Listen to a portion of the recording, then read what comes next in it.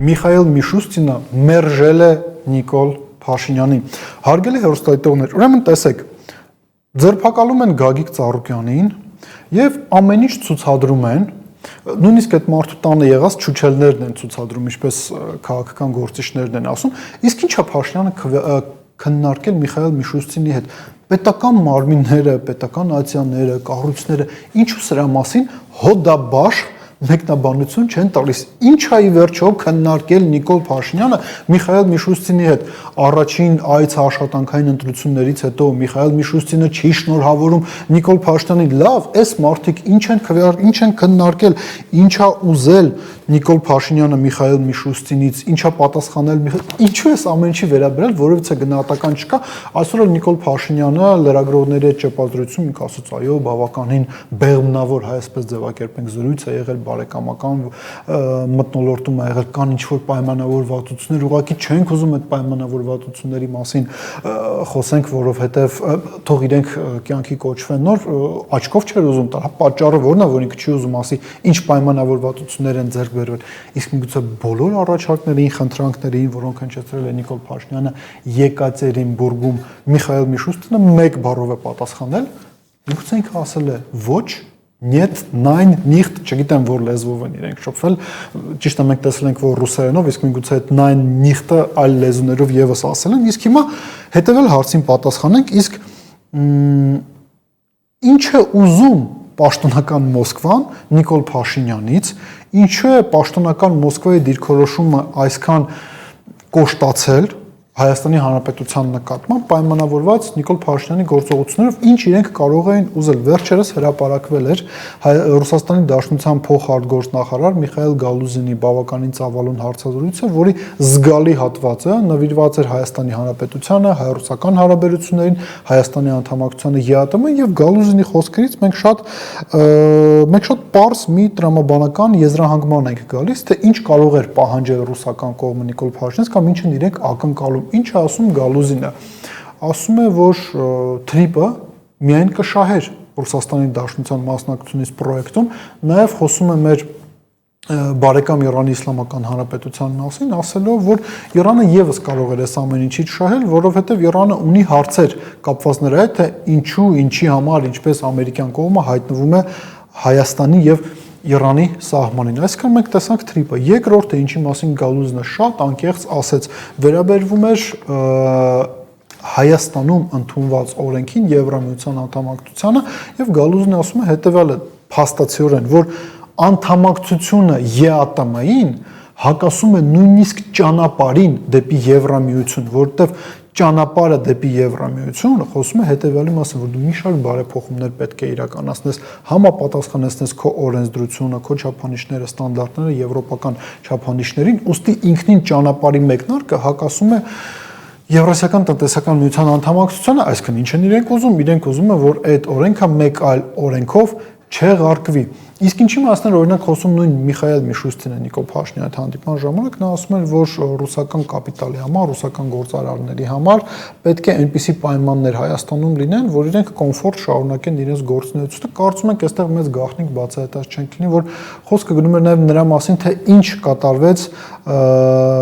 Հայաստանի էլեկտրական ցանցերի հետ, այն մասին, թե ինչ է Նիկոլ Փաշինյանը ուզում անել հարավկովկասյան երկաթուղիների հետ, որը հիշեցնենք ռուսական երկաթուղիների դուստր ձեռնարկությունն է Հայաստանում եւ իշխանությունները չեն էլ թաքցնում, որ ուզում են դա էլ այսպես ձևակերպենք պետականացնեն միջև այլ սեփականատիրոջը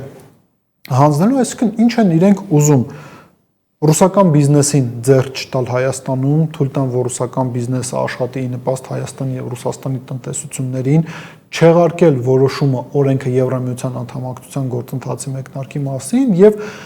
տրիպը իրականացնել այն տրամաբանության շրջանակներում, որով պետք է իրականացվեր նոյեմբերի 9-ի փաստաթուղթը, այստեղ նաեւ ռուսական կողմում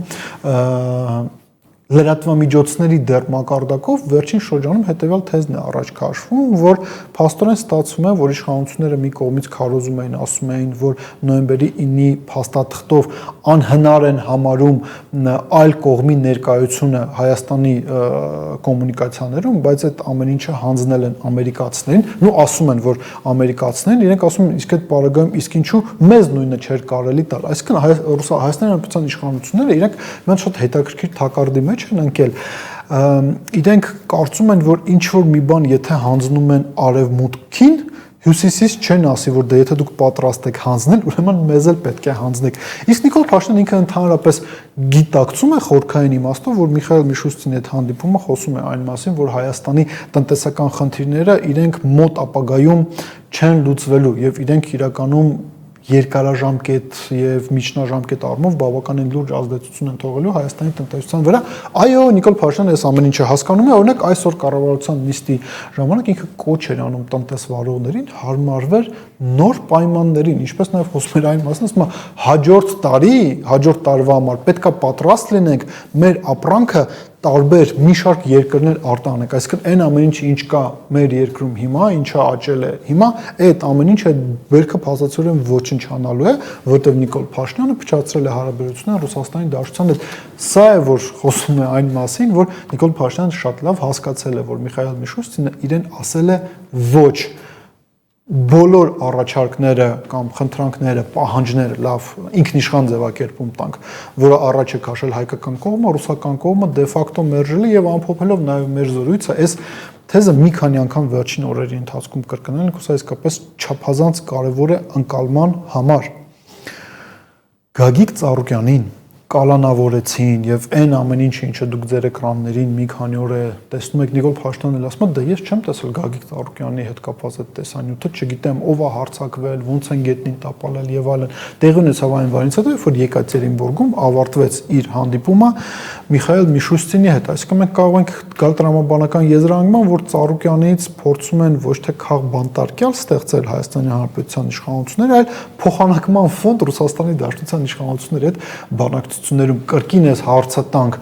ով է Նիկոլ Փաշինյանին խորհուրդ տվել այս տեսակ մոտեցում ցուցաբերել Ռուսաստանի Դաշնության հետ բանակցային գործընթացում, արդյոք իրենք իսկապես կարծում են, որ կարող են Ծառուկյանին փոխանակել օրինակ հայկական ջերմուկը ռուսական շուկա վերադառնալու կոնցեպտի շրջանակներում, թե այս պահվածքը եւ այն հակառուսական դրսևորումները, որոնք նաեւ տեսնում եք իշխանական լրատվամիջոցներում Միշուստինի հետ հանդիպումից հետո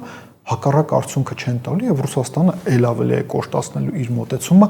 հայկական տնտեսության նկատմամբ, հաջորդիվ էլ Նիկոլ Փաշինյանը ասել է, դե նաեւ հարմարվեք նրան, որ գազը, բենզինը եւ այլ էներգակիրներ թանկանալու են, ասել է դա եւս պայքար է ինքնիշխանության համար, չի ասելու ձեզ, որ իր պատճառով է այս ամեն ինչը տեղի ունենում եւ իր պատճառով է, որ դուք տնտեսական խնդիրներ եք ունենում, մտածեք այդ մասին։